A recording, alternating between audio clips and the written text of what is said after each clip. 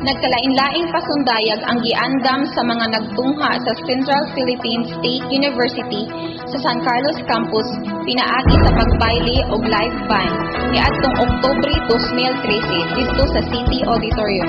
Kini nga programa maoy unang higayon nga mihimo og CPSU Night ang nasangpit nga tulunghaan.